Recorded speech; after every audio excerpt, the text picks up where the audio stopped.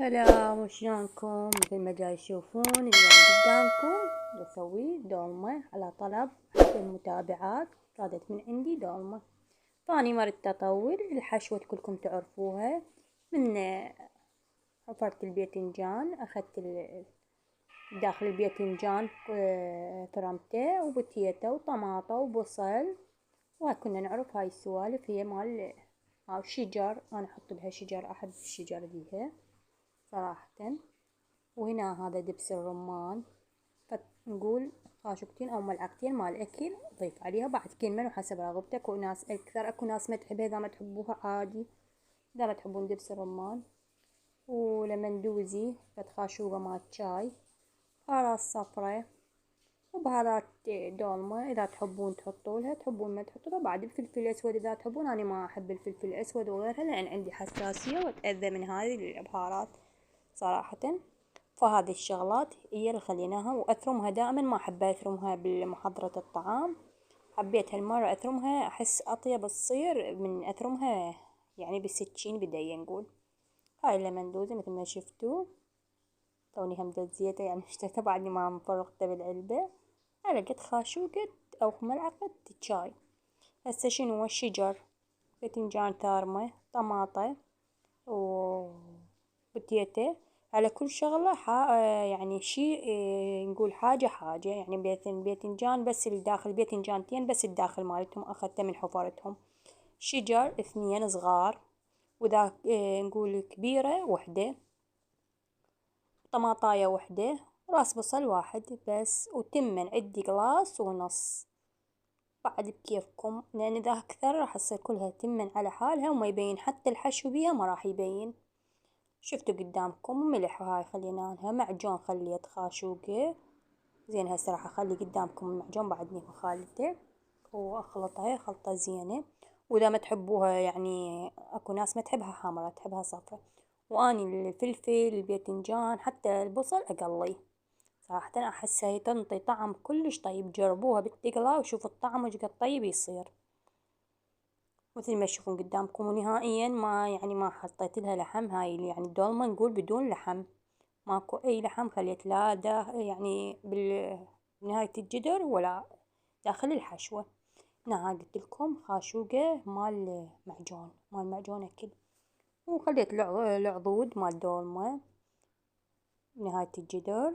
وراح ابدي باعو الف البصل. كلكم تعرفون اللف ما يراد له شي، بس ما املي ملي، لان شنو عندنا راح يتم ينفش، فراح يترسل شوي. من راح تملي راح تنفك وتصير ما حلوة.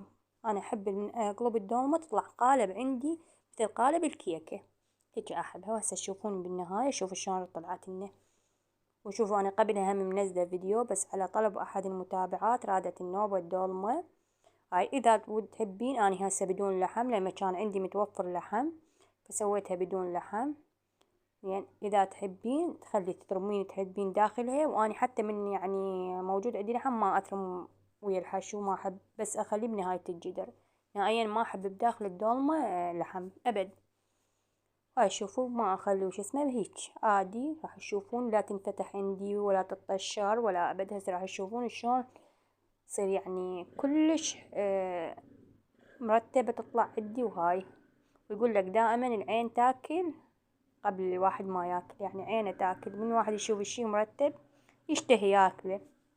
شوف شلون صار هذا الشكل. وراح ابدي اخليه السلق غاسلته، ما يعني لا اذب عليه مي حار ولا ابد، مي دافي عادي من اللي هو المي شو اسمه ما نوبة مية. اكو يسلقون يحفرون مي يعني يضيفون عليه ما اعرف يعني هيجي.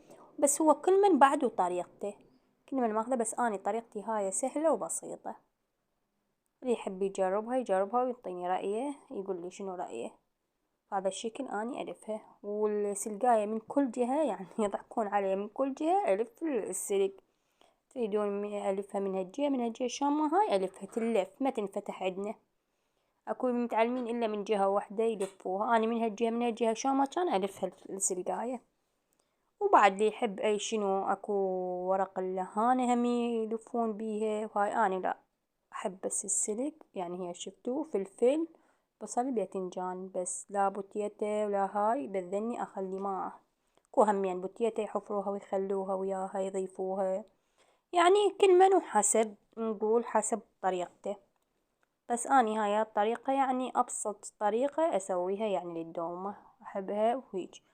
ومن راح هسه تشوفون أول ما يعني أخلي الجدر على النار، النار تكون أهم شي نار يعني نقول ناصية أو هادئة حيل، ما أعليها وهاي، وما أخلي أي ثقل على الدولمة نهائيا. هسه راح تشوفون باع النار الطباق قدامكم وشوفوا النار أنصيه على آخر درجة.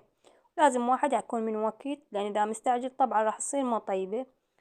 بهذا الشكل وقبق الجدر أخليه على البخار. هسه والله نهائيا ما ضايفت لها أي شي. شوفوا على البخار شلون صارت، وشفتوا ما خليت عليها ثقل. هاي وياكم شوفوا النار، هذا المستوى النار نفسه. بس شنو من راح أضيف المعجون، خليت لي خاشوقة معجون، وهم شوية لمندوزي شوية ملح، يعني نقول خاشوقة شاي خاشوقة شاي.